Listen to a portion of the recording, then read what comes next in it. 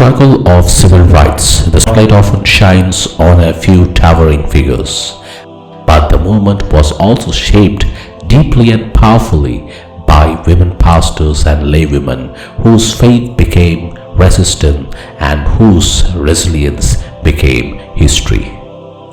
First, Polly Murray, an Episcopal priest, lawyer, and a prophetic thinker, Murray named racism and sexism as intertwined sins long before the language of intersectionality existed.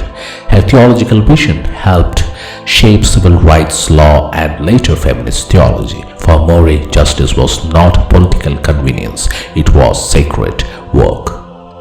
Second, Pathia Hall, a Baptist preacher and leader in the Student Nonviolent Coordinating Committee. Hall focused scripture with protest. Her prophetic tempo, I Have a Dream, is said to have inspired Martin Luther King Jr. himself. Her preaching turned mass meeting into holy ground. Third, Florence Spearing Randolph, an ordained minister in the African American Episcopal Zion Church. Randolph spoke boldly against lynching, segregation, and patriarchy. She carved space for women's leadership in the Black church long before it was welcomed. Fourth, Bernice Johnson Reagon. Rooted in the Baptist tradition, Reagan transformed music into ministry. Through the NCC Freedom Singers, she carried liberation in her voice into jails, marches, and mass meeting. Every spiritual became a sermon, every song as resistance. Fifth, Fannie Lou Hamer, a Baptist lay preacher. Hamer turned testimony into theology.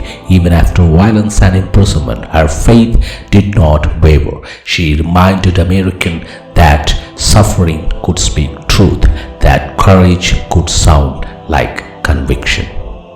The sixth, Emilia Boynton Robinson, a Methodist leader and a key architect of voting rights movement in Selma, Alabama.